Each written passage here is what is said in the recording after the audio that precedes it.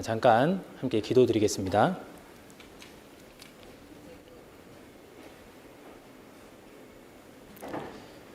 사랑과 은혜가 풍성하신 우리 주 아버지 하나님, 죽을 수밖에 없는 저희를 사랑하셔서 십자가 그 귀한 보혈로 저희를 구원해 주시고 아무런 값 없이 저희를 주님 자녀 삼아 주심을 진정 감사드립니다. 썩어져가는 이 세상에서 허탄한 것을 쫓아 살아가는 많은 사람들 가운데 저희를 구별하시고 주님의 일꾼 삼아 주셔서 저희들을 통하여 이 마지막 시대에 주님의 복음 전파의 역사에 저희들을 사용해 주시고 주님과 함께 기뻐하고 함께 동고동락하는 삶을 살아갈 수 있음을 감사드립니다. 어려운 상황 가운데 신앙을 지키고 있는 저희 모두를 주님의 능력으로 지켜주시고 또 주님 은혜를 허락하셔서 저희가 확실한 믿음과 주님의 넘치는 감사함으로써 삶을 살아갈 수 있도록 도와주시옵소서. 특별히 요즘 문제가 되고 있는 코로나 바이러스로부터 저희 모두를 지켜주시고 또 주님의 역사가 나타나는데 부족함이 없도록 지켜주시고 인도해 주시기를 간구합니다. 혹 이 일로 인하여 교회로부터 마음이 멀어져 있는 성도님이 계시다면 주님께서 그 마음을 일깨워 주시고 모두가 함께하는 주일이 될 수 있도록 도와주시옵소서. 오늘 함께한 이 자리 주 성령님께서 함께하셔서 이곳에 계신 형제 자매님들 마음 가운데 합당한 은혜를 허락하시고 귀한 시간이 될 수 있도록 도와주시옵소서. 시작부터 마치는 시간까지 온전히 주 성령님께 의지하오며 저희를 사랑하시는 예수님 이름으로 기도드렸습니다. 아멘. 같이 성경 마태복음 11장을 찾겠습니다.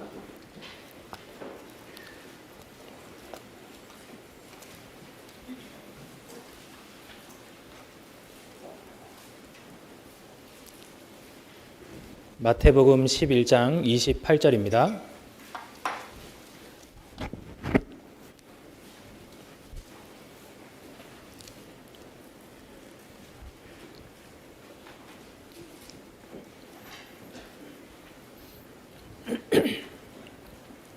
마태복음 11장 28절부터 30절까지 찾으셨으면 같이 읽겠습니다.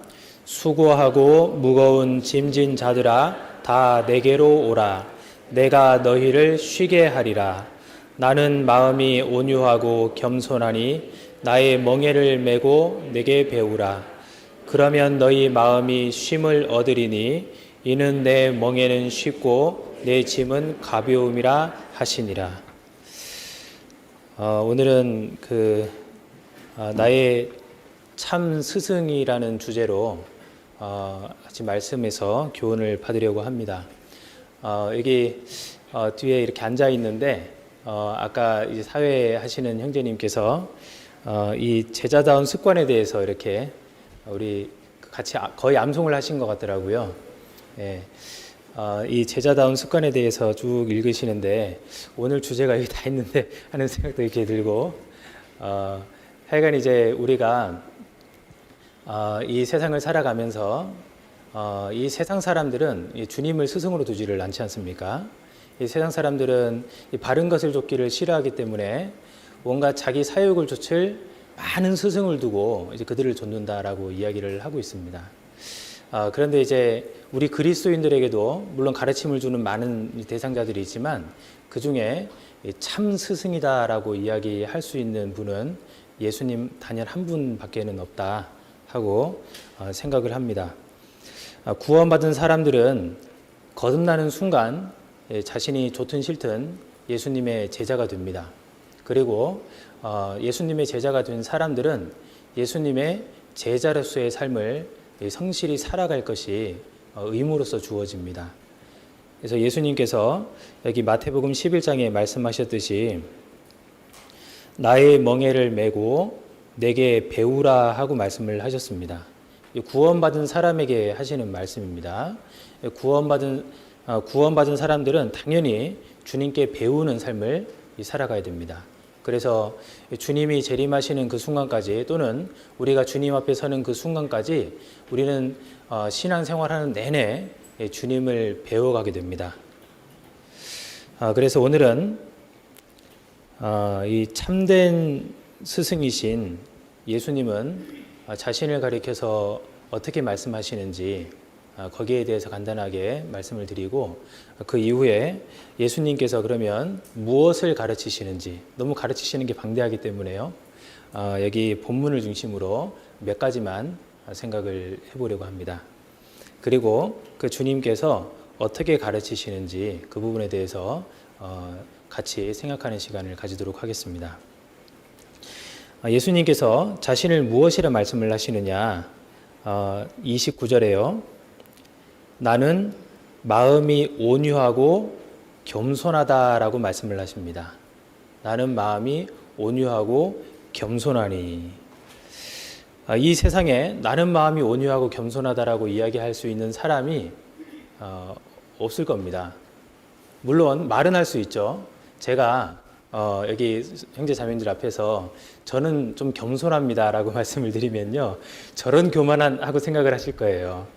그런 것처럼 그 말과 행동이 딱 일치가 돼야 되는데 이 세상에는 그런 사람은 참 찾기가 힘듭니다.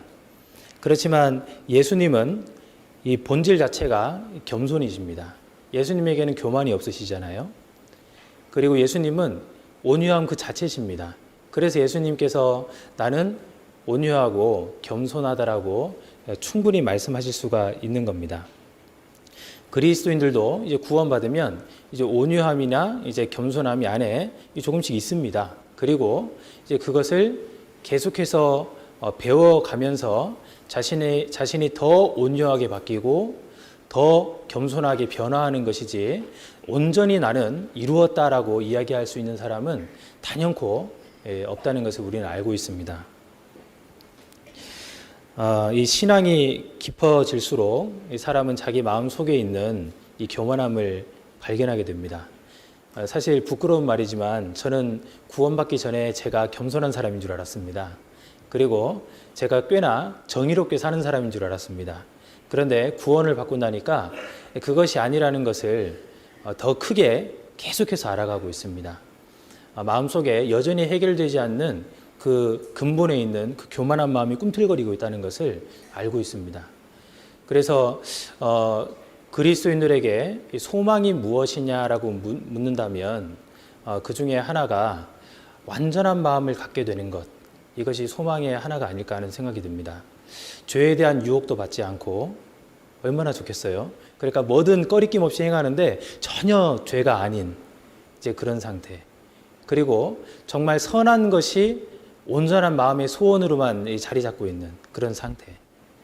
그러니까 예수님의 마음을 온전히 닮아서 예수님께서 기뻐하시는 일을 나도 참으로 기뻐하고 예수님이 갖는 열망을 나도 갖게 되고 그리고 예수님께서 정말 중요하게 여기시는 것을 나도 중요하게 여기게 되고 예수님께서 참 미워하는 것을 내가 미워하고 예수님께서 하찮게 여기시는 것을 내가 하찮게 여길 수 있다면 얼마나 좋을까 하는 그런 생각을 가지고 있습니다. 그래서 로마서 8장에 보면은 이런 그리스도인들 뿐만 아니라 피조물들까지도 다 탄식한다라고 말씀을 하고 계신데요. 그래서 예수님이 오시는 그날을 정말 고대하고 기다린다는 그런 표현이 있습니다. 근데 그 이유가 뭐냐면 예수님이 오시게 되면 우리 모두가 완전한 모습으로 변화할 것이기 때문에 그렇습니다. 그런 소망이 있다라는 것, 그건 틀림없는 사실이잖아요. 그것을 다른 반대편에서 바라보면 여전히 우리는 부족하기 때문에 그러한 소망이 있는 것이다라고 설명을 할 수가 있습니다. 그렇지만 예수님께서는 그런 어떤 부족한 부분이 전혀 없으신 분인 겁니다. 예수님은 이 겸손을 배우실 필요가 없으신 분입니다. 예수님은 무언가 배워서 익혀야 될 전혀 그런 필요가 없으신 분이 예수님이시지 않습니까? 그래서 주님은 완전한 마음을 가지고 계신다. 우리는 그렇게 이야기할 수가 있습니다. 나는 마음이 온유하고 겸손하다. 주님께서 그렇게 말씀을 하셨는데 그것은 참 진리고 주님께서 말씀하신다면 맞습니다, 주님. 그렇게 이야기할 수가 있습니다. 주님은 사랑이다라고 말씀하십니다. 사랑이 많으신 분이 아니라 주님은 사랑 그 자체입니다. 사랑이 끝이 없으신 분입니다. 그래서 우리는 주님의 마음을 계속해서 배워나가야 된다. 그 주님께서 우리를 부르셨고 우리는 그 주님을 정말 참되신 스승이다라고 마음으로 인정을 하고 주님께 계속해서 배워가는 그러한 삶을 살고 있다는 것입니다. 여기 29절을 다시 보겠습니다. 나는 마음이 온유하고 겸손하니 나의 멍에를 메고 내게 배우라 하고 말씀을 하셨습니다. 그래서 우리가 이 참된 스승이신 주님께 나의 스승께 배우기 위해서는 먼저 이제 나의 멍에를 메라 하고 말씀을 하셨습니다. 그러니까 우리가 주님의 멍에를 메지 않고는 주님께 배울 수가 없습니다. 근데 주님의 멍에를 맨다는 것은 쉽게 말해서 구원받아야 된다 그 말이거든요. 이제 우리는 수고하고 무거운 짐을 진 상태로 이 삶을 살아가고 있었습니다. 그래서 사람이 하나님께 나아가는 방법이 이제 두 가지가 있는데 율법을 완전하게 지켜서 하나님께 나아가는 방법, 그리고 그리스도를 통해서 구원받아서 하나님께 나아가는 방법, 둘 중에 하나밖에 없지 않습니까? 다른 방법은 없습니다. 그래서 이 수고하고 무거운 짐, 그러니까 율법의 멍에를 메고 우리가 하나님 앞에 나아갈 수 있는 방법이 없는 겁니다. 감당할 수 없는 그 짐을 지고 있기 때문에 주님께서 그것을 대신 져주시고 너는 내 멍에를 메라 하고 말씀을 하시는 겁니다. 그래서 우리가 이제 구원함을 얻었을 때 이 신분이 바뀌잖아요. 그때 주님의 멍에를 맨 겁니다. 주님께서 내 멍에는 쉽고 가볍다라고 말씀을 하셨습니다. 그래서 충분히 우리가 배울 수 있는 이제 그 길을 우리에게 제시하시는 것이고, 그리고 너무나 쉽고 명료하고 간단한 그 진리의 길을 제시를 하시는데 우리는 그것을 계속해서 배워서 익혀가야 된다. 이제 그렇게 말씀을 드립니다. 그런데 이제 구원받지 못한 사람들은요, 이거 자체를 이해를 잘 하기 어려워합니다. 그래서 구원받지 못한 사람들은 여전히 이 쉬운 멍에를 맨 것이 아니기 때문에 예수님을 생각하기에도 율법적으로 생각하는 사람들이 있습니다. 그래서 그 사람들과 우리가 교제를 나누면 함께 교제가 되지를 않고, 그런 사람들은 이 주님께 배우는 것 자체를 너무나 어려워하고 율법적으로 생각을 하기 때문에 중도 탈락하고 말 겁니다. 그렇지만 참으로 구원받은 사람들은 무한한 감사 가운데 주님께서 명하시는 그 주님의 멍에가 얼마나 쉽고 가벼운지를 우리는 마음으로 알고 있습니다. 그래서 마음으로 이 순종하며 주님의 길을 따를 수 있는 사람들이 바로 구원받은 사람들이다. 또 그렇게도 생각을 해볼 수가 있습니다. 주님께서 나에게 배우라 하셨는데 우리는 구체적으로 주님이 어떤 면모를 배워야 되느냐, 여기 오늘 본문 말씀을 통해서만 좀 생각을 해보도록 하겠습니다. 29절에 나는 마음이 온유하고 겸손하니 하고 말씀을 하셨습니다. 이 주님이 온유하시고 겸손하신 분이시기 때문에 우리가 주님의 멍에를 메면 먼저 겸손함을 배우게 됩니다. 주님이 얼마나 겸손하신 분일까 우리가 묵상을 하지 않습니까? 이 하나님께서 인간의 몸을 입고 이 땅에 내려오신 분이 주님이시잖아요. 그러니까 이 높고 높은 하늘 보좌에 계신 그분이 이 세상에 내려오신 것 자체가 겸손이라고 우리가 생각할 수가 있습니다. 저희 집에 그 대통령님께서 이렇게 제 방에 방문을 하신 꿈을 꾼 적이 있습니다. 꿈속에서도 너무나 놀랐습니다. 예, 세상에 이런 일이 이런 누추한 곳까지 하는 그런 생각을 이제 하게 되지 않습니까?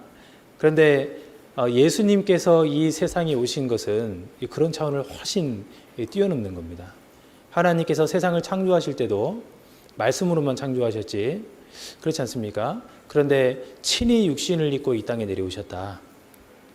이 사람 간의 방문이 아니라 창조주와 이 피조물 간의 방문입니다. 이것은 우리에게 이렇게 표현을 하셨지 않습니까? 이제 벌레요, 구더기인 인생이라고 표현을 하셨는데요. 하나님이 우리를 보실 때 정말 죄악에 물들어 사는 그런 인간들의 모습이 다 그렇게 보일 겁니다. 우리가 구더기를 방문하는 것은 참 놀라운 일일 겁니다. 방문하고 싶지도 않고요. 그래서도 안 된다고 생각이 들고 본능적으로 거부감이 일어납니다. 재래식 화장실에 구더기가 있습니다. 똥통 속에 구더기가 꼬물꼬물하고 있습니다. 그런데 내가 구더기를 방문하기 위해서 구더기의 모습을 하고 똥통 속으로 뛰어드는 것은요, 사실 끔찍한 일입니다. 그 누구도 똥통 속에 손가락도 담그기를 거부할 겁니다. 근데 하나님께서 우리 인간을 보실 때는요, 그건 차원이 다른 겁니다. 구더기도 피조물이에요, 우리 인간도 피조물입니다. 피조물이 피조물을 바라볼 때도 야, 저렇게 더럽다라고 생각을 이제 하고 함께 하지 않으려고 하는데, 예수님께서는 완전히 거룩하신 분이지 않습니까? 그 거룩하신 하나님께서 이 더러운 이 죄 구덩이인 이 세상, 우리를 구원하시기 위해서 이 세상까지 내려오시는 것은 참으로 거룩함이 아니면 불가능한 일이다 하고 생각을 합니다. 그리고 인간 세상에 내려오실 때도 여러 장소가 있고 여러 신분이 있을 수 있습니다. 당시에 왕궁도 있고요. 그렇지 않습니까? 제사장들의 어떤 사는 곳도 있을 겁니다. 그래서 왕의 후손으로 당시에 다스리는 왕의 후손, 왕족으로 태어날 수도 있을 것이고, 방법이요. 그리고 이 제사장의 어떤 그 가문으로 태어나서 좀 더 이렇게 뭔가 영향력 있는 집안에서 뭔가 이렇게 갖춘 상태로 태어날 수도 있을 겁니다. 근데 주님께서는 이 가난한 목수 집안의 아들로 태어나셨습니다. 태어나실 때도 진짜 우리가 여기 태어나신 분들 가운데 모르겠습니다. 짐승 죽통에 누인 분은 안 계실 거라고 생각을 합니다. 주님께서는 사람도 눕지 않는 그런 짐승 죽통에 가장 가난한 집안, 가장 비참한 모습으로 이 땅에 내려오셨습니다. 그것이 이 주님의 그 겸손함을 보여주는 일부분이라고 우리는 생각을 합니다. 그리고 빌립보서 2장에는 자신의 뜻을 하나님 앞에 굽히신 예수님의 모습이 나옵니다. 예수님은 근본 하나님이십니다. 하나님의 본체를, 하나님과 동등됨을 취할 것으로 여기지 아니하시고 하나님과 동등된 분이신데 하나님이십니다. 그 하나님께서 자신을 나타내지 않고, 예수님이 인간이 되셨다라는 것은 그 인간의 어떤 그런 연약함을 다 지니고 계시다라는 것이거든요. 누가 때리면 아픕니다.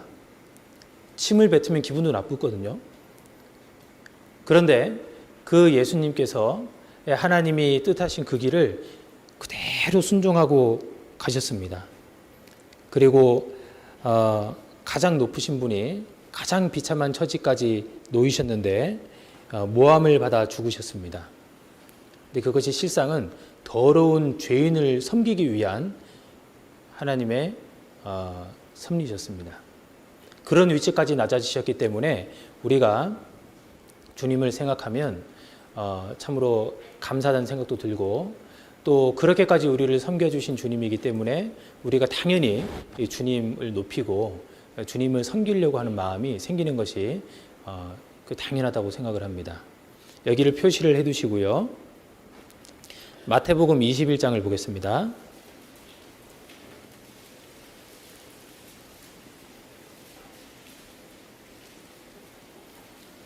마태복음 21장 5절입니다.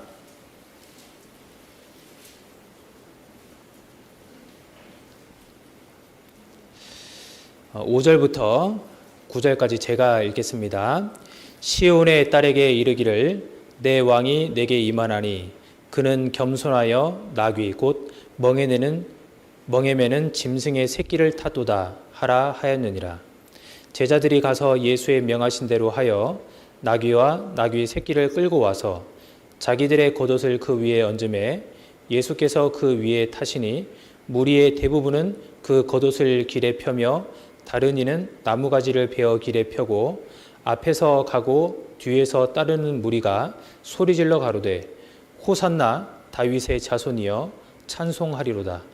주의 이름으로 오시는 이여 가장 높은 곳에서 호산나 하더라. 예수님께서 겸손하셨기 때문에 이 짐승의 새끼, 나귀 새끼를 탔도다 하고 말씀을 하셨습니다. 예수님께서 나귀 새끼를 타신 것이 겸손입니다. 왜 그 나귀 새끼를 타셨는지는 이제 다들 아시잖아요. 어린아이들도 가까이 올 수 있게 하기 위해서 어린아이들을 배려한 차원에서 나귀 새끼를 타신 겁니다. 백마를 타고 입성하실 수도 있는데 백마 타고 입성을 하시게 되면 그러면 어린아이들이 가까이 하다가 다치게 됩니다. 주님께서는 그러한 상황에서 어린아이들을 참 깊이 생각을 하셨습니다. 이제 마음이 높은 사람들에게는 작은 자들이 눈에 들어오지 않습니다. 이 작은 자라고 무시하면요, 이제 작은 자들은 말은 못하지만 마음에 큰 상처를 입습니다. 제가 소시적에 제가 좀 소심합니다. 제가 소시적에 마음에 큰 상처가 된 것 중에 하나가 있었는데요. 애들은 가라. 상처가 됐습니다. 동네에 이제 천막을 치고 이제 시골에서 살았는데요. 천막을 치고 두르고 이제 다들 아시죠? 약장수가 옵니다. 약장수가 오는데 이제 그 약장수는 애들은 필요가 없죠. 애들은 뭐 약을 사는 게 아니잖아요. 그러니까 애들은 가라 하는데요. 나도 보고 싶은데 애들은 가라고 하니까 이제 어머니 그한테 딱 붙어가지고 매미처럼 딱 붙어가지고 이제 그 들어갈 때요. 거의 죄인처럼 고개를 숙이고 들어가는데 마음이 얼마나 안 좋은지요. 그 기억이 지금까지 계속해서 납니다. 어리다고 무시하면 안 되거든요. 근데 이제 약장수 입장에서는 지금 약을 팔아야 되는데 지금 내가 이걸 팔아야 되는데 어린아이들이 와가지고 떠들고 하면 집중이 안 되잖아요. 그러니까 애들 가라 막 하는 거예요. 예수님께서 예루살렘에 입성하실 때는 언제였습니까? 십자가 달려 돌아가시기 불과 며칠 전입니다. 예수님은 자신의 가는 길이 어떤 길인지 잘 알고 계셨습니다. 불과 며칠 후면 자신은 결박당하실 것이고 그리고 정말 모진 그 고문과 그리고 사람들의 조롱거리가 되실 것이고 정말 힘들고 정말 두려운 그 길을 걸어가셔야 되는 이제 그런 상황이었습니다. 그래서 땀방울이 핏방울이 되기까지 정말 간절하게 하나님 앞에 기도를 드리셨잖아요. 본인이 어떠한 길을 가시는지 잘 아시는데도 불구하고 어떤 일입니까? 굉장히 큰 일입니다. 그보다 큰 일이 없습니다. 그런데 그럼에도 불구하고 그 상황에서 어린아이들을 돌아보시는 거 보십시오. 그것이 겸손입니다. 예수님의 제자들이 이 어린아이들을 쫓아버리고 어린아이들에게 함부로 하려고 할 때 예수님께서 분을 내셨습니다. 그래서 우리가 그 주님의 겸손함을 우리가 생각해 보면 참 주님은 겸손하신 분이다라는 것을 생각해 볼 수가 있습니다. 그런 극한 상황에서까지 그런 중요한 대사를 앞두고서까지 주님의 마음은 이 낮은 자에게까지 미치고 계셨던 겁니다. 그래서 주님은 결국 하나님이 그 보내신 목적을 완전하게 이루셨고 다 이루셨다 말씀을 하셨고 큰 영광 가운데 들어가셨습니다. 주님은 이제 복 그 자체이시다라고 우리가 알고 있습니다. 주님은 그 고난의 길을 가셨지만 그 길이 참으로 복된 길이었고 결국에는 큰 영광 가운데 들어가셨습니다. 그리고 우리들을 부르십니다. 우리들을 부르셔서 주님의 그 길을, 그 자취를 따라가기를 이제 명하십니다. 그걸 간절하게 원하십니다. 그 길을 따라가는 사람들은 주님께서 주시고자 예비한 모든 것들을 더욱더 많이 받을 수가 있거든요. 주님의 가신 그 길을 따라가면요, 우리도 복 받습니다. 그리고 우리가 가는 길을 따라오는 이방인들도 결국에 복을 받게 됩니다. 주님이 겸손한 길을 걸으셨는데요, 우리도 마땅히 겸손의 길을 걸어야 됩니다.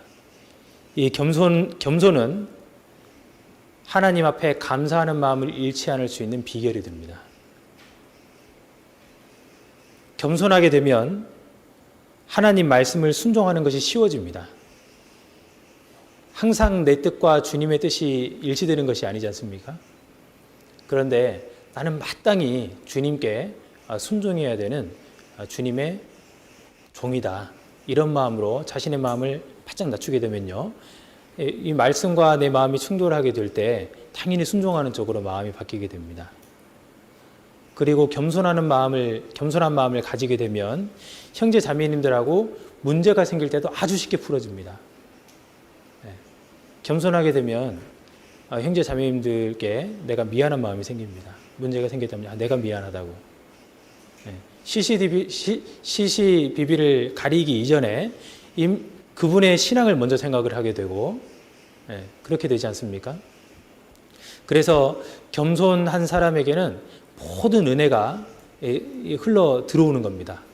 마음이 낮아져 있는 사람들에게 하나님의 그 주실 은혜가 흘러 들어오게 되어 있는 것이 신앙의 법칙입니다. 실제로 이 겸손한 삶을 살아서 많은 은혜를 받는, 그리고 하나님의 인도하심을 받고 축복을 받는 이제 그런 내용들이 성경에 곳곳에 기록이 되어 있습니다. 사무엘 30장을 보면요, 사무엘상 30장을 보면 이 다윗이 이 블레셋과 함께 전투를 하러 가려다가 이제 그렇게 되지 못해서 다시 자신의 본거지인 시글락으로 돌아오는 내용이 기록이 되어 있습니다.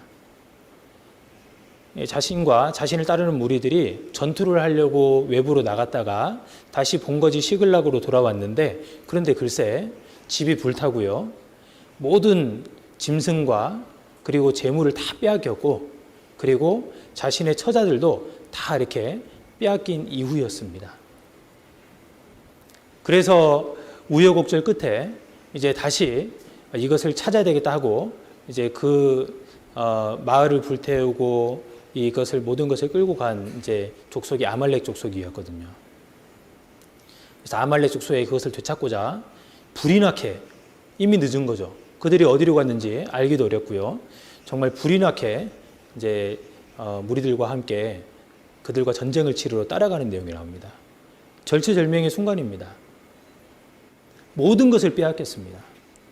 그래서 전쟁을 하려고 이제 그들을 뒤쫓아서 찾아가는데요. 그런데 그 길 옆에 아주 오랫동안 이제 그 굶주리고 거의 죽어가는 한 소년을 만나게 되는 겁니다.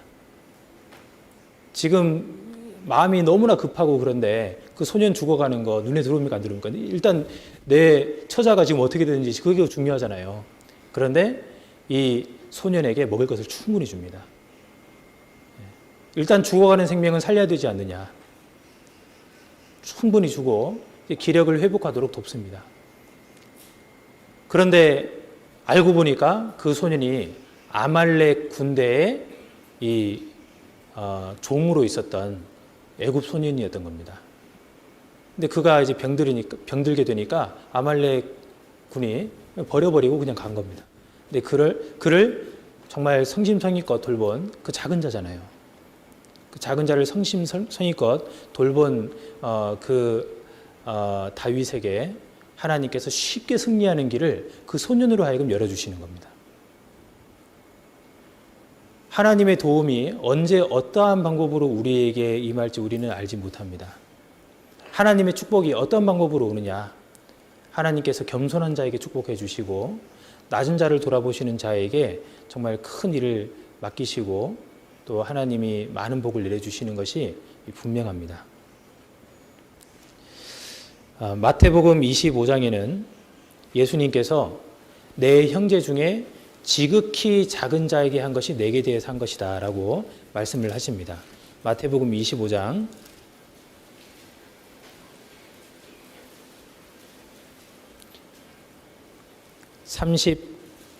39절입니다. 37절부터 보겠습니다.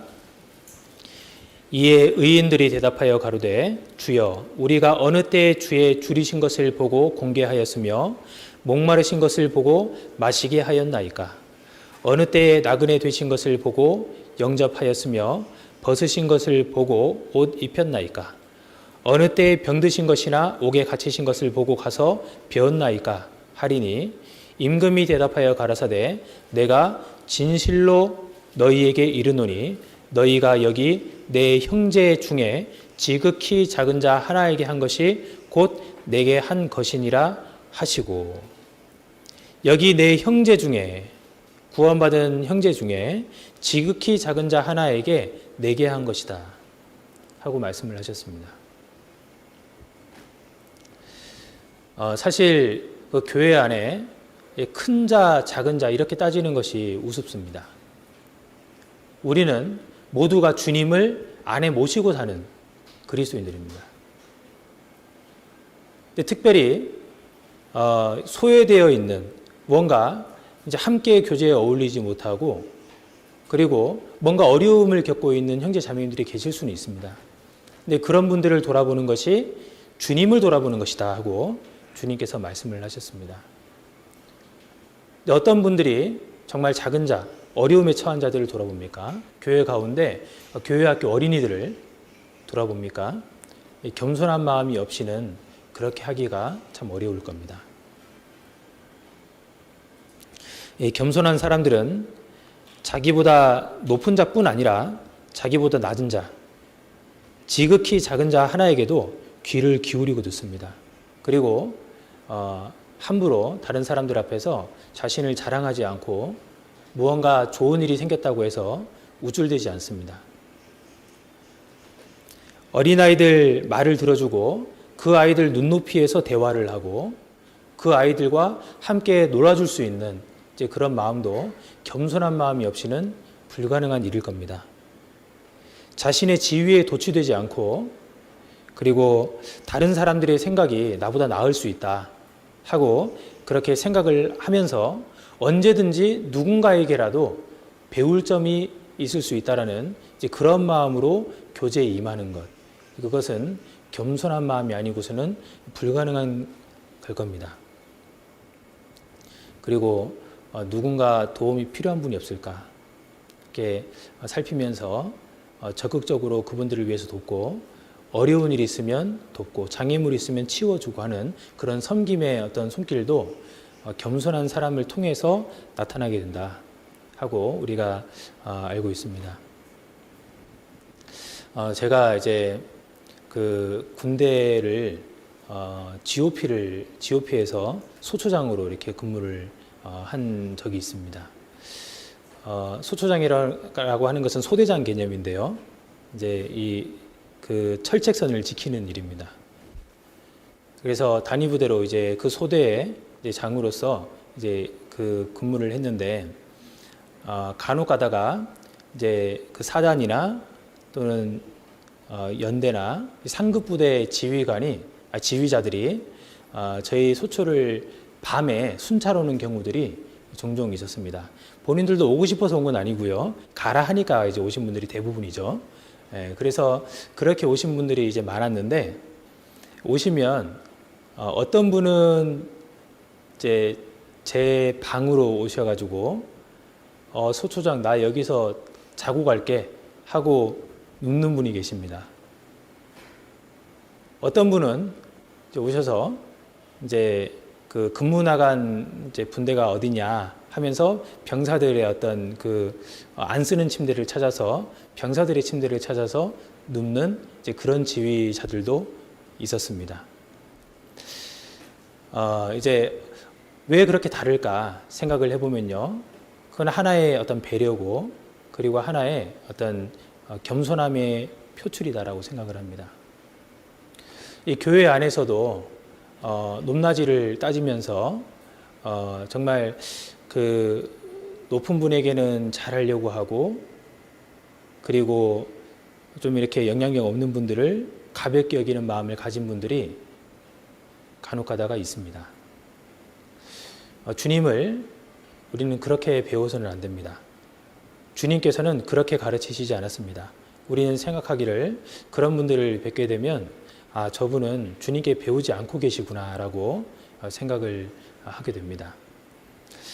그래서 낮은 자의 자리를 살피고, 그리고 어렵게 이제 지내는 분들이 누군가 하고 돕고, 그리고 정말 다른 분들이 하기를 꺼려하는 것들, 화장실 청소를 한다든가 남이 모를 때 몰래 쓰레기를 줍는다든가 하는 그런 모든 것들이 주님께서 가르치신 그 겸손에서부터 시작이 되는 것이다 라고 생각을 할 수가 있습니다. 그리고 다시 본문 돌아가겠습니다.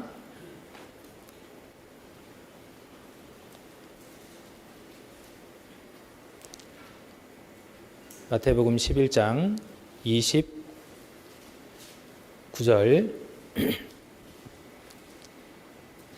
나는 마음이 온유하고 겸손하니 나의 멍에를 메고 내게 배우라. 예수님께서 나는 온유하다 하고 말씀을 하셨습니다. 예수님만큼 온유하신 분이 없으십니다.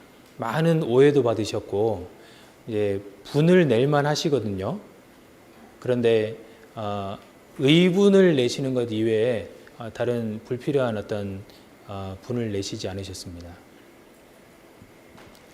예수님께서 참으로 온유하신 분입니다. 그렇게 채찍질하고 모욕을 주고 말을 듣지 않고 하는데 예수님께서는 묵묵히 끝까지 주님의 일을 이루셨습니다. 온유하다는 것은 이 묵묵히 맡은 바 소임을 계속해서 하는 것을 온유하다라고 이야기를 합니다.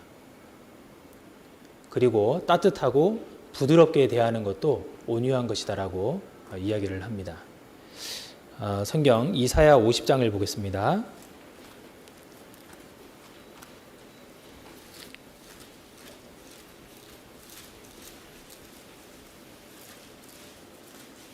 이사야 50장 5절입니다.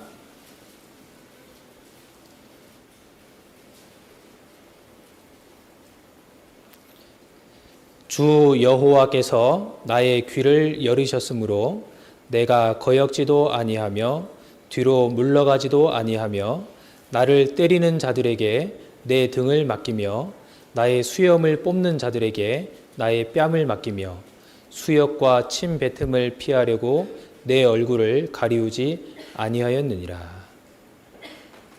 나를 때리는 자들에게 등을 맡기며 나의 수염을 뽑는 자들에게 나의 뺨을 맡기며 수역과 침뱉음을 피하려고 내 얼굴을 가리우지 아니하였나이다. 주님께서는 충분히 그것을 피할 수 있으셨는데 당장에 자신을 이제 핍박하고 조롱하고 하는 그 모든 사람들을 멸하실 수도 있으셨는데 그런데 묵묵하게 하나님의 일을 그대로 하셨습니다. 한 군데 더 찾겠습니다. 베드로전서 2장입니다.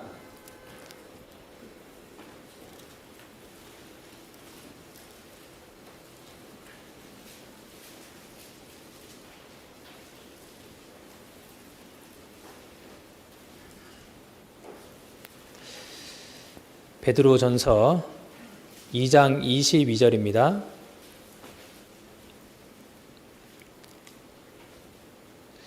(2장 22절부터) 제가 읽겠습니다. 저는 죄를 범치 아니하시고 그 입에 괴사도 없으시며 욕을 받으시되 대신 욕하지 아니하시고 고난을 받으시되 위협하지 아니하시고 오직 공의로 심판하시는 자에게 부탁하시며 친히 나무에 달려 그 몸으로 우리 죄를 담당하셨으니. 예수님은 어떤 고통을 겪으시더라도 모욕적인 일을 당하시더라도 불평을 하지 않으셨습니다. 그대로 꿋꿋하게 일을 하셨습니다. 주님이 십자가를 지실 때 자신을 그토록 따르던 그 제자들이요 다 도망가 버리고 없었습니다. 그렇지만 예수님은 홀로 자신의 십자가를 지시고 묵묵히 골고다 언덕길을 오르셨습니다. 그 입에 괴사도 없으시며 욕을 받으시되 대신 욕하지 아니하시고 고난을 받으시되 위협하지 아니하시고, 주님은 우리 구원 받아야 되는 이 죄인들을 끝까지 위하시면서도 모든 핍박과 고난을 오히려 당하셨습니다. 선한 일을 하는데 오해받으면 열받잖아요. 그죠? 뭔가 부당한 일을 당하면 열받잖아요. 주님만큼 부당한 재판을 받으신 분이 없으시고 주님만큼 그런 수욕을 당하신 분이 없으십니다. 근데 우리 주님은 끝까지 그것을 인내하셨다라는 것을 우리가 생각하면요, 야, 나도 저렇게 잘 참고 온유한 심령을 가져야 되겠다는 그런 생각이 자동으로 들게 됩니다. 예수님은 스승으로서 당시 그 제자들에게도 온유함을 나타내셨습니다. 이 제자들이 얼마나 보면요, 성경은 참 정직한 책이지 않습니까? 예수님 3년 반 동안 끊임없이 예수님을 따라다니면서 예수님께 그토록 배웠던 그 제자들이 예수님 돌아가시기 얼마 전까지만 하더라도 네가 높냐 내가 높냐 서로 분을 내고 서로 다투고 말싸움을 했습니다. 예수님께서 그들의 그런 모습을 바라보실 때 얼마나 속이 터졌을까요? 그죠? 도대체 뭐가 되려고 그러냐, 이제 이런 마음이 이제 사람 같으면 들잖아요. 지금까지 뭘 배웠냐, 이런 생각을 하게 되잖아요. 그럼에도 불구하고 예수님은 묵묵하게 그들을 일관되게 계속해서 가르치셨습니다. 그들이 성령님께서 오시고 난 이후에, 성령을 받고 난 이후에는요, 결코 그런 모습을 보이지 않았습니다. 자신들이 3년 반 동안 예수님께 어떠한 배움을 이제 받았는지 정확하게 기억을 하게 됐고, 그리고 다시는 그러한 부족한 모습들을 주님 앞에 보이지 않았습니다. 예수님의 일관된 가르치심이 결국 그들을 훌륭한 일꾼으로 세우셨다 하는 이제 그것을 우리가 알 수가 있습니다. 잠언 25장을 보겠습니다.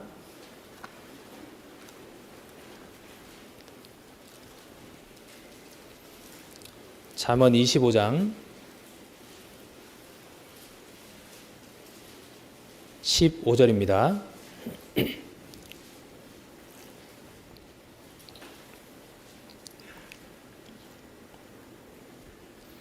잠언 25장 15절 같이 읽겠습니다. 오래 참으면 관원이 그 말을 용납하나니 부드러운 혀는 뼈를 꺾느니라. 이 부드러운 혀는 뼈를 꺾는다. 이 전도할 때요, 참 참을성이 많이 필요합니다. 당하는 것도 한두 번이지, 이용해 먹는 것도 한두 번이지, 그렇잖아요. 도저히 못 참아 하고 이렇게 탁 올라올 때가 있습니다. 어디 한두 번입니까? 다들 공감하시잖아요. 그런데 그럴 때에도 끝까지 참는 것이 주님의 온유함이다 하고 말씀을 하십니다.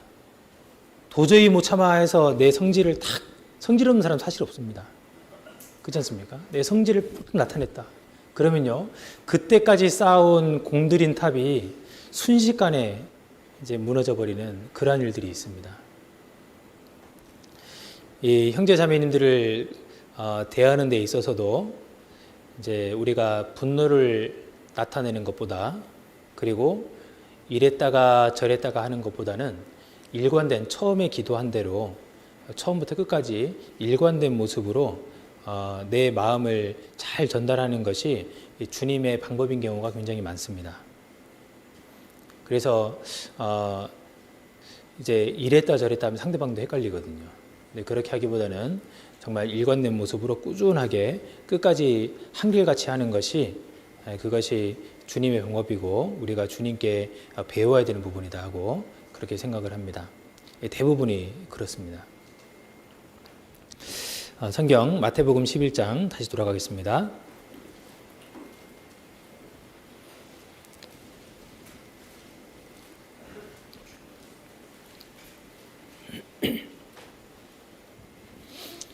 마태복음 11장 28절입니다. 수고하고 무거운 짐진 자들아 다 내게로 오라. 내가 너희를 쉬게 하리라. 여기서 수고하고 무거운 짐진 자들 다 내게로 오라. 하나도 빠짐없이 모두 오라 하는 이제 주님의 말씀입니다. 예수님께서는 온 세상의 죄를 위해서 오셨습니다. 모두 오라. 하나님은 모든 사람이 구원을 받으며 진리를 아는 데 이르기를 원하십니다. 하나님은 그것을 간절하게 원하십니다. 모두입니다. 이것은 우리가 어떠한 마음으로 전도를 해야 되느냐라는 전도의 가르침이다라고 생각을 해볼 수가 있습니다. 다 내게로 오라. 우리 주변에도 전도할 많은 사람들이 있지 않습니까? 구원받지 않아야 되는 사람은 한 사람도 없습니다. 아무리 극악무도한 사람이라고 하더라도, 그리고 아무리 이단 사이비의 교주라고 하더라도 하나님은 할 수만 있다면 그들도 구원받기를 원하시는 겁니다. 하나님의 사랑은 모든 사람을 향해 있기 때문에 우리가 그 주님의 마음을 이해하고 있다면 모든 사람에게 전하는 것이 맞는 겁니다. 마가복음 1장을 보겠습니다.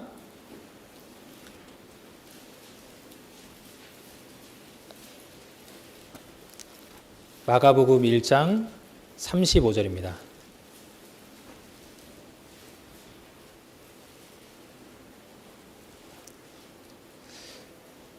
(35절부터) 제가 읽겠습니다. 새벽 오히려 미명에 예수께서 일어나 나가 한적한 곳으로 가사 거기서 기도하시더니 시몬과 및 그와 함께 있는 자들이 예수의 뒤를 따라가 만나서 가로되 모든 사람이 주를 찾나이다. 이르시되 우리가 다른 가까운 마을들로 가자. 거기서도 전도하리니 내가 이를 위하여 왔노라 하시고 이에 온 갈릴리에 다니시며 저희 여러 회당에서 전도하시고 또 귀신들을 내어 쫓으시더라. 우리가 다른 가까운 마을들로 가자. 거기서도 전도하리니 내가 이를 위하여 왔노라. 예수님께서 3년 반 공생의 기간 동안 온 유대를 다니시면서 큰 성과 작은 성을 가리지 않고 온 데를 다 다니셨습니다. 모든 곳을 다니시면서 전도하신 예수님, 3년 반 동안 모든 곳을 다니시려면 그것도 걸어서 다니셨습니다. 얼마나 부지런하게 다니셔야 됐을까 하고 생각을 해봅니다. 주님께서 전도하시는데 그만한 열정을 나타내신 것이죠. 마가복음 3장도 보겠습니다. 마가복음 3장 20절입니다.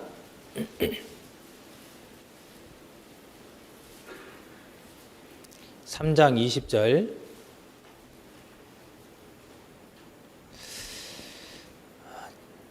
집에 들어가시니 무리가 다시 모임으로 식사할 겨를도 없는지라. 식사할 겨를도 없는지라. 예수님께서 말씀을 전하시는 것이 어제 오늘 일이 아니라 3년 반 동안 꾸준히 계속됐습니다.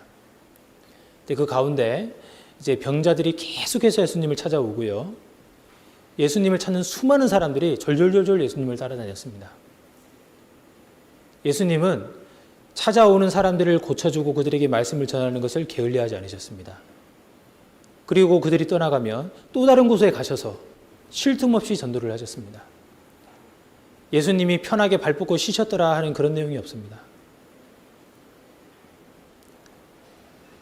우리 주님께서 그렇게 부지런하게 다니신 것은 우리가 이 세상에 남아있는 동안에 어떠한 모습으로 복음을 전해야 될 것을 이제 본으로 보여주신 겁니다. 디모데후서 4장을 보겠습니다.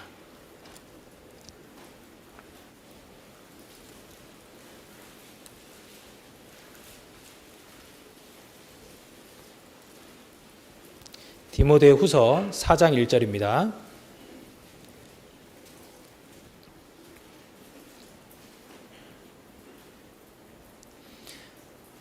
하나님 앞과 산자와 죽은 자를 심판하실 그리스도 예수 앞에서 그의 나타나실 것과 그의 나라를 두고 엄히 명하노니. 2절은 같이 읽겠습니다. 너는 말씀을 전파하라. 때를 얻든지 못 얻든지 항상 힘쓰라. 범사에 오래 참음과 가르침으로 경책하며 경계하며 권하라. 예수님이 나타나실 것과 하나님의 나라를 두고 엄히 명하셨다. 주님께서 이제 곧 오실 거니까 정말 때를 얻든지 못 얻든지 항상 힘쓰라고 말씀하셨습니다. 그의 나타나실 것과, 이 말씀이 가장 현실감 있게 느껴지는 시대가 바로 우리 시대입니다. 주님께서 곧 오십니다. 멀지 않은 시대에 주님께서 오실 것이 분명합니다. 그래서 우리는 이러한 때에 가장 중요한 것을 무엇으로 생각을 해야 되느냐? 그것은 바로 영혼을 건지는 일일 겁니다. 엄히 명하노니, 이거보다 엄한 명령은 없습니다.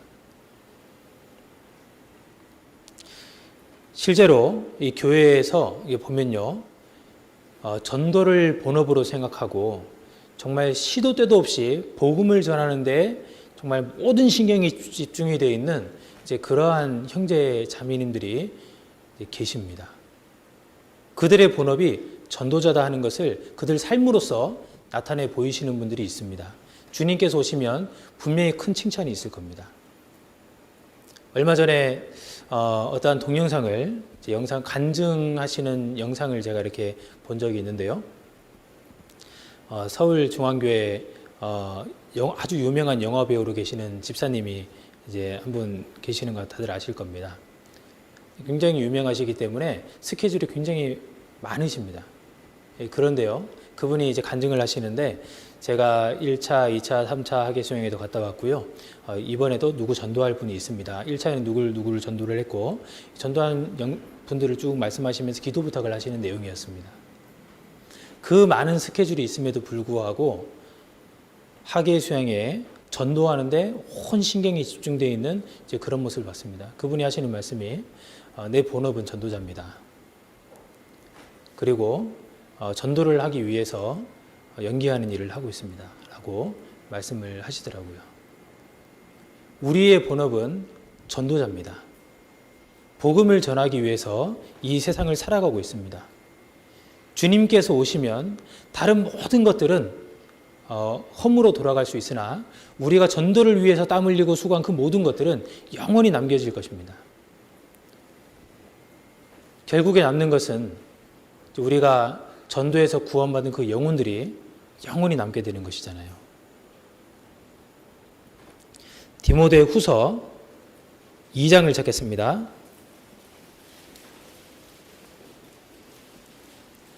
2장 3절입니다.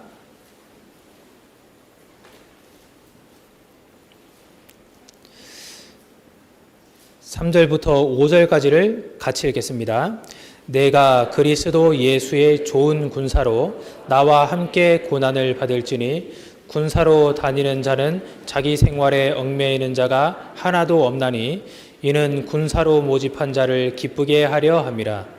경기하는 자가 법대로 경기하지 아니하면 면류관을 얻지 못할 것이며. 거기까지 읽겠습니다. 내가 그리스도 예수의 좋은 군사로 나와 함께 고난을 받을지니. 우리는 주님과 함께 이 세상에서 영적인 전투를 벌이고 있습니다. 주님께서 우리 앞서서 싸우고 계십니다. 우리가 더불어서 함께 싸워야 되는 겁니다.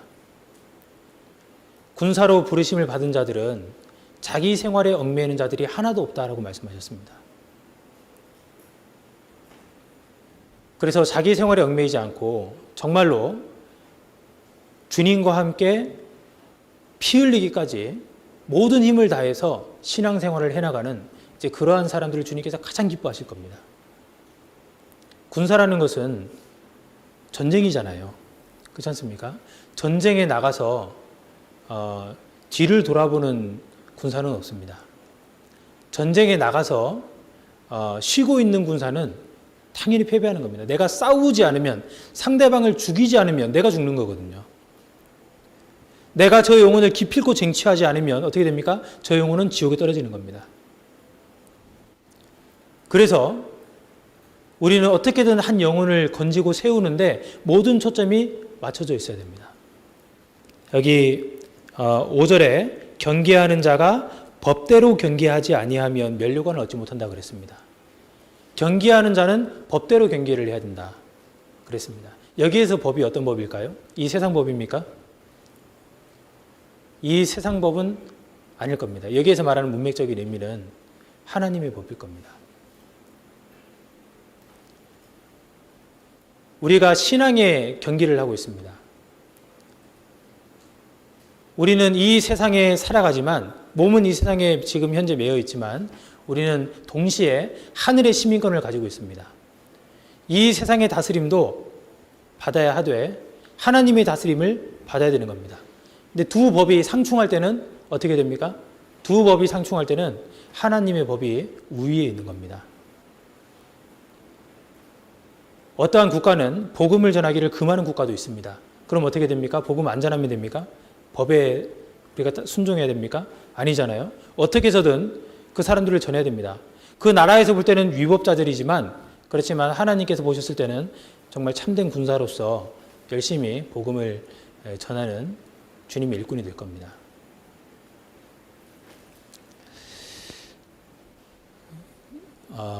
지금 우리 교회는 많은 박해를 무릅쓰고 국가의 어떤 제도로서, 법으로서 많은 어떤 그 방해를 받아오면서도 계속해서 피를 흘리고 죽임을 당하면서 복음을 전한 그들의 희생 위에 우리 교회가 지금 세워져 있는 것입니다.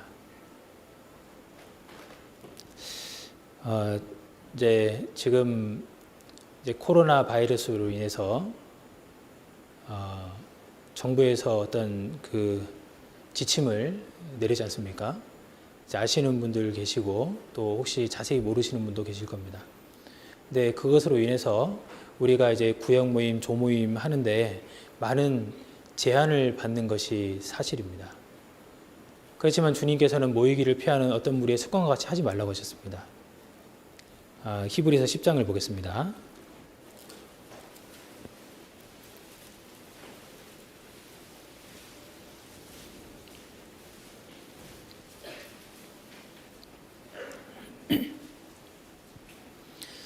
히브리서 10장 24절 25절입니다. 서로 돌아보아 사랑과 선행을 격려하며 모이기를 패하는 어떤 사람들의 습관과 같이 하지 말고 오직 권하여 그날이 가까움을 볼수록 더욱 그리하자. 모이기를 패하는 어떤 사람들의 습관과 같이 하지 말자. 우리가 히브리서가 기록된 당시 배경을 알아야 됩니다. 히브리서는 성전이 파괴된 것이 AD 70년이잖아요. 그 이전, 성전이 파괴되기 이전에 AD 65년에서 70년 사이에 기록됐을 거다 하고 사람들이 이야기를 합니다. 그 당시에 네로 황제가 이 기독교를 아주 극심하게 탄압하던 시대였습니다.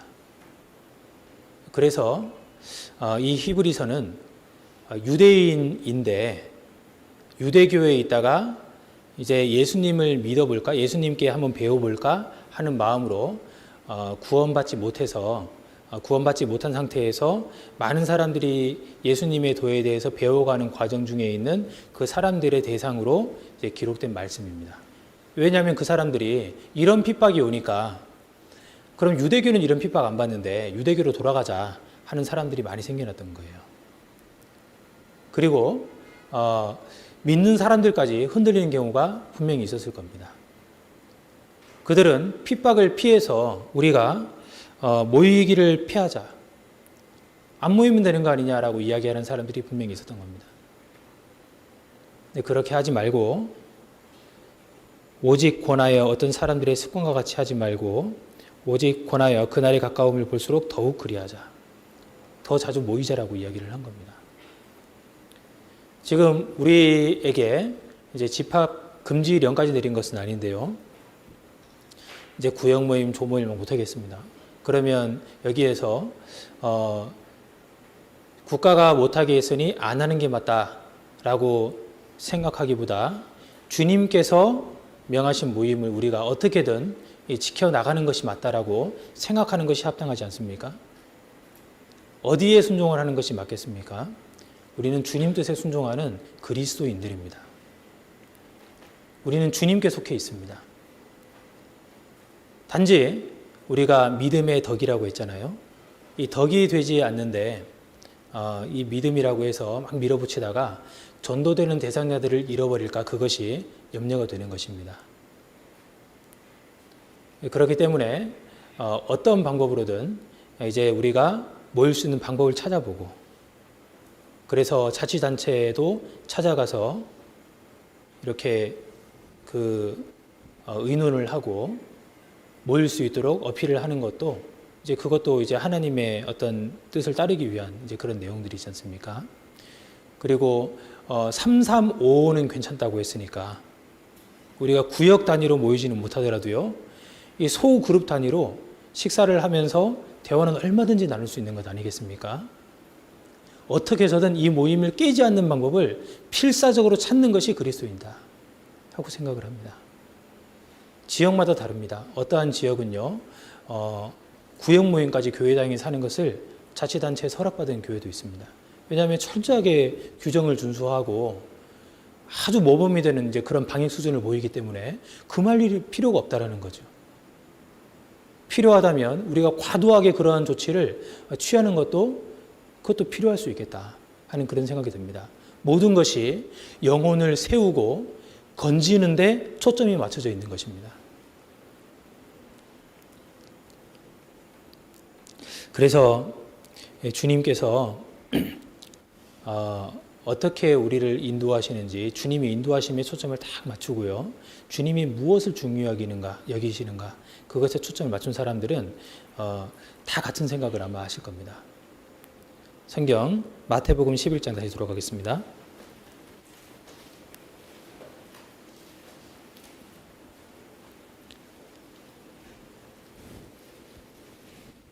마태복음 11장 28절, 수고하고 무거운 짐진 자들아 다 내게로 오라, 내가 너희를 쉬게 하리라.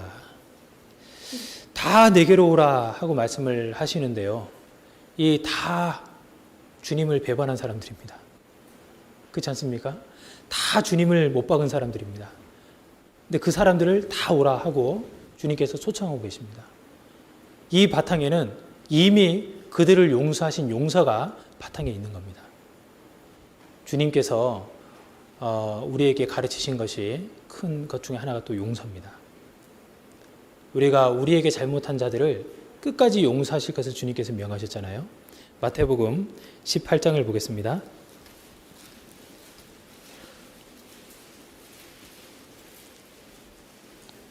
마태복음 18장 21절입니다.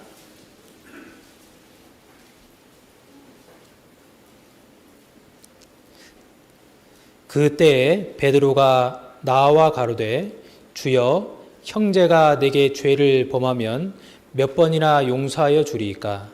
7번까지 하오리이까? 예수께서 가라사대 내게 이르노니 7번뿐 아니라 70번씩 7번이라도 할지니라. 끝까지 용서하라는 말입니다. 예수님은 이러한 말씀을 충분히 하실 자격이 있으신 분입니다. 베드로가 7번까지 용서하면 되겠습니까? 하고 자기 마음 딴에는 아주 많이 용서하는 것으로 이렇게 이야기를 했는데요. 예수님은 끝까지 용서할 것을 말씀을 하셨지 않습니까? 왜 이런 말씀을 하셨을까? 왜 베드로가 물어봤으니까 베드로에게 답하셨겠죠. 그런데 예수님께서는 베드로가 자신을 부인하실 것을 이미 알고 계셨습니다. 자신을 부인하며 저주까지 하면서 부인할 것을 다 알고 계셨습니다. 그런데 예수님께서는 그러한 것을 다 아시면서도 이미 베드로를 위하는 마음과 또 베드로를 위해서 걱정하는 마음, 그리고 그를 위해서 또 기도를 하고 계신 겁니다. 그리고 다 용서하신 겁니다. 누가복음 22장을 보겠습니다.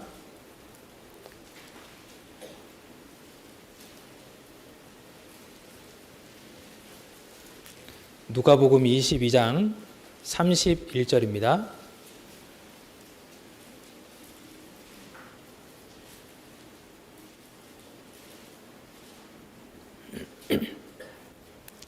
누가복음 21장 31절 제가 읽겠습니다. 시몬아 시몬아 보라 사단이 밀 까부르듯 하려고 너희를 청구하였으나 그러나 내가 너를 위하여 내 믿음이 떨어지지 않기를 기도하였노니 너는 돌이킨 후에 내 형제를 굳게 하라. 이제 이 말씀을 하시는데 베드로는 예수님께서 왜 이 말씀을 하시는지 이해를 못합니다. 예수님께서 다시 말씀해 주시죠. 네가 다 굴기 전에 나를 3번 부인하리라. 예수님이 이미 다 하시는 겁니다. 그런데 사단이 너희를 청구하였으나 그러나 내가 너를 위하여 내 믿음이 떨어지지 않기를 기도하였노니 예수님은 베드로가 저주하면서 부인하실 것도 이미 다 하시는데 그를 용서하시고 오히려 그를 위해서 기도하셨다. 철저하게 예수님께서는 철저하게 모든 것을 용서하신 것을 말씀을 하고 계십니다. 그래서 요한복음 21장에 보면은 예수님께서 베드로에게 네가 나를 사랑하느냐 하고 이렇게 묻는 장면이 나오잖아요. 그것도 용서의 일환입니다. 예수님께서 베드로에게 3번 물어보십니다. 그래서 베드로로 하여금 예수님을 사랑한다는 대답을 3번 말하게 합니다. 그것을 예수님께서 이 숯불가로 베드로를 불러가지고 거기서 숯불가에서 하게 하시거든요. 베드로가 무슨 생각을 했을까요? 베드로가 예수님이 잡히시고 예수님을 멀찌감치 뒤따라갔습니다. 그리고 숯불을 쬐면서 숯불가에서 예수님을 3번 부인했습니다. 예수님은 그때의 장면을 떠올리시는 겁니다. 그리고 회복할 기회를 주시는 겁니다. 네가 나를 사랑하느냐? 네가 이 사람들보다 나를 더 사랑하느냐? 하고 물어보신 겁니다. 베드로는 그 대답을 하면서요, 예수님께 귀한 어떤 그 명령을 받습니다. 내 어린 양을 먹이라. 내 양을 치라. 내 양을 먹이라. 그것을 이제 받아서 베드로는 이 사도의 그 직을 자신의 내적으로 그리고 외적으로 인정을 받은 겁니다. 베드로가 이러한 이제 배경 없이 이제 자신이 사도직을 행하려고 하면 계속해서 떠오르는 생각이 나는 예수님을 부인하면서 아주 저주하면서 부인했던 그런 인간인데 하는 그러한 어떤 죄를 지은 것이 자기 마음을 계속해서 짓누를 겁니다. 그리고 그 사실을 주님께서 언급하지 않으신 그런 내용들로 하여금 물론 이제 주님을 섬기겠지만 항상 자신 없는 마음으로 이제 임할 수밖에 없었을 겁니다. 그리고 외적으로도 너 그때 저주하면서 부인한 주제에 사도라고 할 수 있느냐라고 비난받았을 수도 있습니다. 주님께서는 모든 것을 고려하셔서 끝까지 그 사람을 완전히 회복시켜 주시는 데까지 용서하셨구나 하는 것을 우리가 생각해 볼 수가 있습니다. 구원받은 사람들은 예수님의 용서를 받은 사람들입니다. 모든 것을 용서받았습니다. 우리의 지난 죄뿐만 아니라 앞으로 지을 죄까지 모두 용서를 해주셨습니다. 베드로와 같이 우리도 1만 달란트 탕감받은 자들입니다. 그래서 혹 어떠한 일이 생겼을 때 이 낙심하고 나 스스로도 나를 용서하지 못하는 이제 그러한 어떤 상황까지 처하는 때가 있는데요. 우리가 베드로를 생각하고 또 우리를 끝까지 용서해 주신 주님을 생각하고 해서 빨리 일어나야 됩니다. 나 스스로를 주님께서 용서하신 것처럼 용서해야 됩니다. 그래서 훌훌 털고 일어나서 다시 신앙의 열심을 가져야 됩니다. 그리고 뿐만 아니라 주님께서 우리를 용서해 주셨는데 내가 나에게 위해를 끼쳤다고 해서 내가 그 대상을, 상대방을 용서하지 않는다. 주님께서는 그것을 큰 죄로 보셨습니다. 주님이 나를 용서해 주셨는데, 그리고 주님께서 저분을 용서하셨는데 내가 저분을 용서하지 못한다면 그 1만 달란트 탕감 받은 자가 100데나리온 빚진 자를 용서하지 않는 이제 그러한 모습과 일반입니다.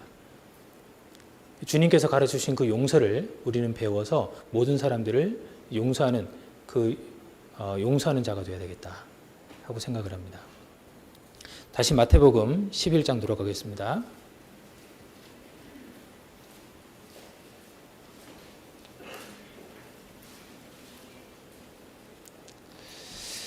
마태복음 11장 29절을 보겠습니다. 나는 마음이 온유하고 겸손하니 나의 멍에를 메고 내게 배우라. 그러면 너희 마음이 쉼을 얻으리니 이는 내 멍에는 쉽고 내 짐은 가벼움이라 하시니라. 이 주님께서 무거운 짐진 자들아 내게 오라. 그 무거운 짐은 내게 맡기고 너는 나의 가벼운 멍에를 메라 하고 말씀을 하십니다. 이 당시에 팔레스타인 이 지역에요, 이 멍에를 맬 때는 항상 한 쌍을 멍에를 메었다고 합니다. 그래서 이제 한 마리 또는 한 명이 멍에를 메고 가는 일이 없고요. 반드시 이제 둘을 멍에를 메는데요. 예수님이 나의 멍에를 메라 하는 것은 예수님이 메던 것을 우리한테 옮겨 지어 주시는 게 아니고 예수님의 멍에를 함께 메는 그런 의미입니다. 이제 예전에 그 시골에서 그 소를 통해서 밭을 갈고 논을 갈고 썰매질 같은 것들을 했습니다. 그런데 이제 그 새끼 소에게 이 멍에 메는 방법을 가르치기 위해서는요, 이제 어미랑 같이 멍에를 메웁니다. 이렇게 어미 소가 있고 새끼 소를 옆에다가 같이 멍에를 메웁니다. 그러면 이제 두 소가 같이 멍에를 메고 이제 가게 되는데 새끼 소는 방법을 잘 모르죠. 그래서 어미가 가는 대로 따라가는 겁니다. 그래서 그러한 모습을 이제 어렸을 때 한번 본 기억이 있는데, 그 새끼 소는 어미를 이렇게 따라가는데요. 실질적으로 그 뒤에 있는 그 농기구를 끄는 힘은 어미 소가 거의 다 씁니다. 새끼 소는 쫄래쫄래 그냥 따라가는 거죠. 실제로 우리가 주님의 멍에를 맸을 때 왜 주님께서 내 멍에는 쉽고 내 짐은 가볍다라고 말씀하시느냐. 주님께서 모든 것을 담당해 주시고 우리는 이 주님의 뒤를 따라가는 것입니다. 실제로 주님의 그 멍에는 쉽고 주님의 멍에는 가벼운 것이 맞습니다. 주님이 가르쳐 주시는 가르침을 잘 따라가면 우리가 능치 못할 일이 없고 당치 못할 일이 없습니다. 그런데 어떤 분들은 아니라고, 내가 감당하기 너무나 버겁다고, 나는 주님의 멍에는 너무나 매기 힘든 것이라고, 그리고 사실 벗을 수 있으면 벗고도 싶다라고 그렇게 표현하는 분들도 간혹 가다가 있습니다. 근데 왜 그분들에게는 이 쉬운 주님의 멍에가 무거운 것이 될까? 이 이유가 몇 가지가 있을 수 있을 겁니다. 그 중에 하나가 주님의 몸이잖아요. 우리 몸은 이제 내 것이 아니라 주님의 것입니다. 근데 우리 몸을 내 것이라고 생각을 해서 주님께서 공급해 주시는 그 힘을 헛된 대로 돌리는 이제 그런 경우들이 있는 겁니다. 삼손이 아무리 힘이 세도요, 그 하나님의 그 부여받은 그 은사를, 하나님께 부여받은 그 힘을 올바른 데 쓰지 않고 정말 이 이방 여인을 쫓고 그렇게 헛된 대로 힘을 돌리니까요, 하나님께서 그에게 주신 모든 것들을 이제 앗아가 버리셨습니다. 우리가 하나님을 섬길 수 있는 충분한 힘도 있고, 그리고 충분한 시간도 있고요, 충분한 물질도 있습니다. 하나님께서 각 사람에게 계획하신 계획이 있기 때문에 우리가 가만히 이제 묵상하며 기도를 하면 하나님이 나에게 무엇을 원하시는지 잘 알 수 있습니다. 근데 왜 그것이 버겁게 느껴지느냐? 내가 주님의 뜻을 행하는 것이 아니라 다른 곳에 힘을 쏟고 있기 때문에 그런 경우가 많습니다. 그래서 내 주인이 주님이신데 내 주인은 나다라고 생각하기 때문에 헛된 데 힘을 쏟게 되고 거기에 그 일에 그렇게까지 힘을 쏟지 않아도 되는데 그 일에 그렇게까지 시간을 허비하지 않아도 되는데 많은 시간을 거기에 허비하게 되니까 성경 읽을 시간이 부족하게 되는 거예요. 구직이사 주일까지 남아가지고 어떤 일을 할 필요가 없는데 사람에게 잘 보이기 위해서 그때까지 남아있기 때문에 주일을 이제 모이지 못하는 그런 일들도 있을 수가 있는 겁니다. 내 스스로 세운 나만의 어떤 원칙 때문에 이 성경에 나오는 이런 내용들을 온전히 순종하기가 어려워지는 그러한 일들이 있을 수 있는 겁니다. 그런 사람들에게는 이 주님의 멍에가 참 무겁게 느껴질 수도 있겠다. 우리가 공감은 해서는 안 되지만 이해는 되잖아요. 그리고 자신의 교만으로 인해서 주님이 메우신 멍에가 아닌데 주님의 어떤 힘쓰실 부분인데 자기가 힘을 쓰려고 하니까 그것이 굉장히 무겁다라고 그렇게 우리가 생각하는 분들이 있을 수 있습니다. 요한복음 12장을 보겠습니다.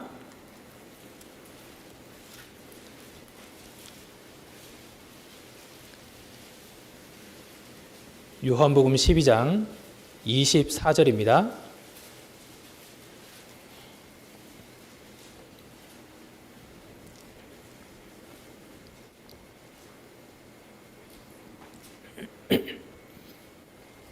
(24절) 같이 읽겠습니다.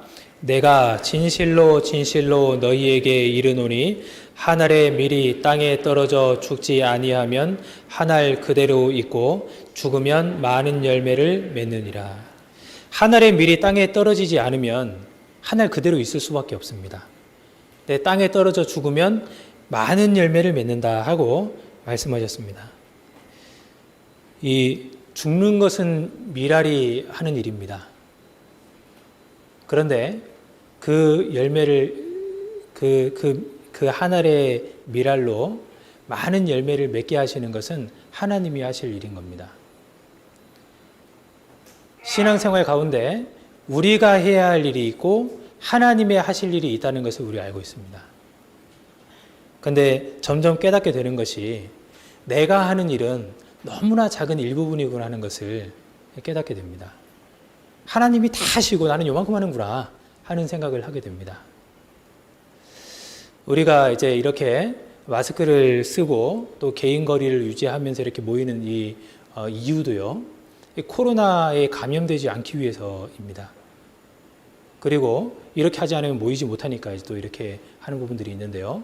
하나님의 도우심이 없으시면 우리가 이렇게 모일 수가 없습니다. 하나님의 도우심이 아니면 우리가 코로나에 얼마든지 걸릴 수가 있는 겁니다. 충분히 그럴 수가 있는 겁니다. 우리가 매일매일 얼마나 많은 사람들을 만납니까? 그리고 얼마나 많은 상황에 직면하게 됩니까? 내가 조심하더라도 걸리려고 하면 얼마든지 걸릴 수가 있는 것이 이번 질병이 그렇지 않습니까? 하나님이 도와주셔야 되는 부분들이 있는 겁니다. 내가 마스크 끼고 개인거리 잘 유지한다고 해서 그래서 안 걸리는 부분은 아닐 수 있는 겁니다. 우리가 해야 될 부분은 우리가 하고 나머지 부분은 어떻게 됩니까? 코로나가 안 걸리는 것은 하나님께서 해주셔야 되는 거예요. 철저하게 지키면서, 그런데 내가 해야 될 일 안 하면서 하나님께 다 해주세요. 그건 잘못된 거죠. 하늘에 미리 죽어야 됩니다. 죽어야지 열매가 맺히게 되는 겁니다. 내가 최선을 다하는 것은 맞지만 주님이 하시는 일이 훨씬 크다. 이제 그 말씀을 드리는 거죠. 그래서 우리는 하늘의 밀알로서 우리가 해야 될 일은 주님께 의지하고 죽는 겁니다. 그렇게 했을 때 주님께서 많은 열매를 우리를 통해서 맺게 해주실 것이다 생각을 합니다. 이 전도를 할 때도 내가 할 수 있는 일은 전도되는 이 장소에 데리고 오는 일, 그리고 이야기를 나눠보다가 뭔가 잘 안 풀린 게 있으면 상담을 붙이는 일. 내가 해야 될 일은 그 일이잖아요. 네, 그렇게 한다고 해서 내가 그 사람을 구원받게 하는 것이 아니잖아요. 나는 도구가 돼서 이제 주님께 쓰임 받는 것이고, 내가 주님의 일을 하는 것이 아니라 주님께서 나를 써주시는 것이잖아요. 그 가운데 그 사람이 구원을 받고 이제 천국에 가게 됩니다. 그러면 주님께서는 내가 한 것처럼 또 상까지 또 주시는 겁니다. 그리고 주님의 그 멍에를 무겁게 느끼는 이유가 뭘까? 이제 우리가 세상에서 수많은 어떤 걱정할 거리들이 있지 않습니까? 내가 염려를 너무 많이 지고 있어서 그래서 주님의 멍에가 무겁다라고 느끼는 경우들이 있을 수가 있겠습니다. 빌립보서 4장을 보겠습니다.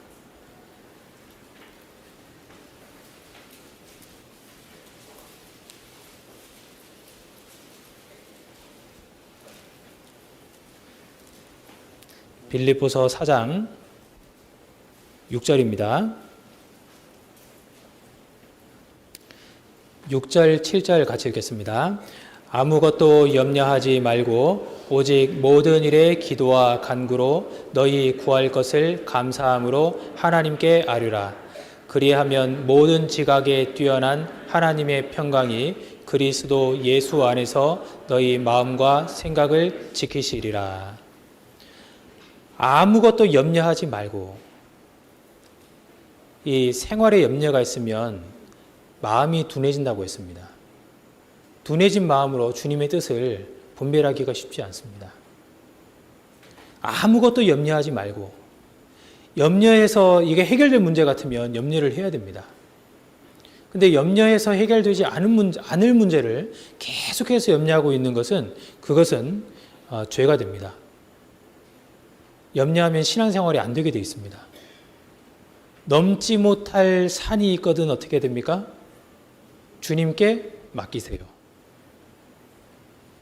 그리고 염려가 되는 것이 많이 생긴다.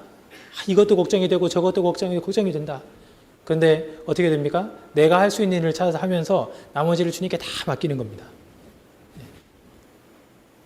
그러면 주님의 멍에가 쉽고 가벼운 것이 됩니다.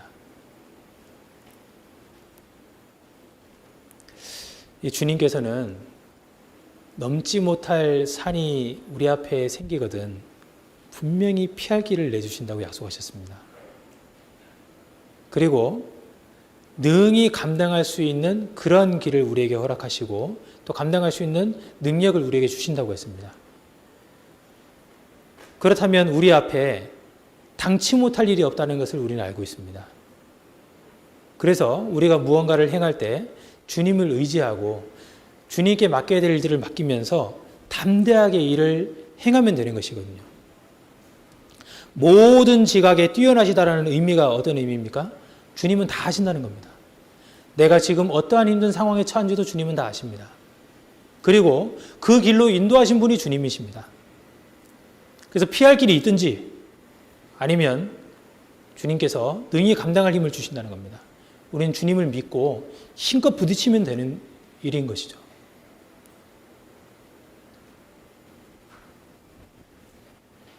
우리가 주님을 온전히 신뢰하지 못하기 때문에 염려가 생기게 됩니다. 만일 우리에게 정말 더 큰 믿음이 있다면 이 염려를 주님께 온전히 맡길 수가 있을 겁니다. 그리고 염려를 주님께 다 맡길 수 있는 사람들은 그 안에 감사가 있을 겁니다. 감사하는 마음은 신앙생활에 너무나 중요한 겁니다. 어떠한 상황이 오더라도 감사할 수 있는 마음은 참으로 중요한 겁니다. 간절하게 원하는 것이 있겠지만 그것을 들어주지 않으실지라도 주님께서 나를 구원해 주신 그 사실로 인해서만으로도 우리는 감사를 드려야 되는 겁니다. 이 세상에서 우리가 아무리 고생을 한다고 하더라도 지옥 가는 사람의 하루 고생하는 만큼의 고생을 이 세상에서 할 수 없다고 합니다. 그렇기 때문에 어떤 상황에 있더라도 우리는 일단 주님께서 들어주지 않는다고 할지라도 우리는 감사하다. 구원받았으니까. 이제 그러한 마음이 있는 사람들은 욕심이 없습니다. 무엇을 구하더라도 욕심이 없잖아요. 들어주지 않아도 감사, 들어주셔도 감사. 주님의 뜻에 모든 것이 달려있구나라는 것을 인정하는 겁니다. 주님께서 어떠한 방식으로 기도를 응답해 주시더라도 감사함으로써 그 모든 것들이 수용이 되게 되어 있는 겁니다. 우리가 세상을 살아가면서 많은 걱정거리가 있을 수 있겠지만 그 모든 것도 내가 할 수 있는 것, 할 수 없는 것을 구분해서 주님께 맡기는 연습을 계속해서 해나가야겠습니다. 다시 마태복음 11장 들어가겠습니다.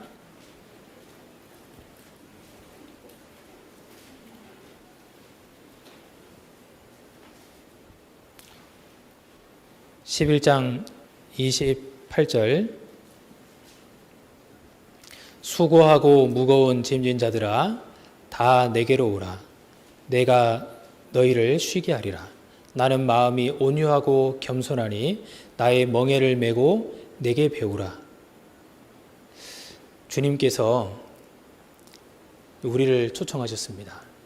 우리를 구원받는 자리로 초청하셨고 그리고 주님께 배우는 그 제자로서 우리를 부르셨습니다. 그래서 우리는 주님께 계속해서 이제 배워 나가야 됩니다. 주님께서 어떻게 우리를 가르치시느냐? 사실은 우리는 주변에 배울 것이 너무나 많습니다. 주님께서 새를 통해서도 우리를 가르치시고 그리고 개미를 통해서도 가르치시고요. 많은 어떤 이 자연 만물을 통해서 우리를 가르치십니다. 그리고 우리 그리스도인들을 이 말씀으로써 아주 구체적으로 가르치고 계십니다. 성경 에베소서 4장을 보겠습니다.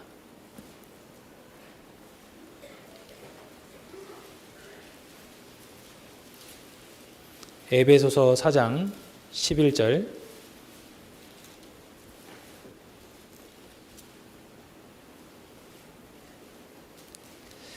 에베소서 4장 11절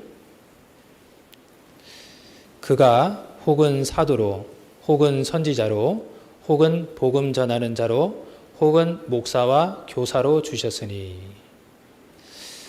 이제 하나님께서 이 에베소서는 교회를 말씀하시는 성경이지 않습니까? 이 가운데 교회 가운데 많은 직분을 가진 자를 주셨는데 목사와 교사를 주셨다고 말씀을 하셨습니다. 이 교회 가운데 이 목사는 말씀을 전하는 자를 이제 말하시잖아요. 그래서 우리가 교회에 함께 모여서 말씀을 함께 배우고 그리고 교사로 주셨다. 이 목사인 교사입니다. 목사와 교사가 이제 동등된 이제 내용인데 그런데 우리는 자기 자신에게뿐만 아니라 다른 사람에게까지 교사가 될 수도 있습니다. 우리는 이제 스스로 모든 부분에 다 남들보다 우월한 이제 그런 사람은 단 한 명도 없을 겁니다. 내가 이 부분을 좀 더 이제 많이 배웠다면 다른 분은 좀 더 다른 부분에 대해서 많이 배웠습니다. 그래서 우리는 각기 주님을 안에 모시고 있는 사람들이잖아요. 그래서 우리 모든 성도님들에 대해서 배울 부분들이 분명하게 있습니다.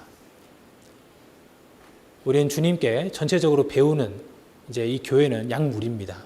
이 가운데에서 함께 주님을 배우고 또 서로를 보면서 또 배우는 그러한 일들이 계속해서 있을 것이다. 그렇게 생각을 합니다. 오늘은 이제 주님께서 나의 참 스승이신 그 내용을 바탕으로 해서 주님이 어떤 분이신가 또 우리에게 어떤 것을 가르치시는가 거기 이제 우리가 생각을 하면서 교훈받는 시간을 가졌는데요.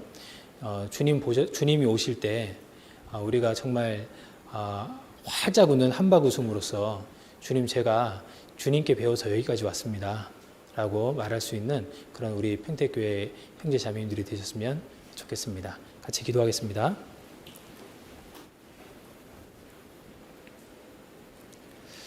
하나님 아버지, 저희를 구원하시고 또 참된 소망을 저희 가운데 두셔서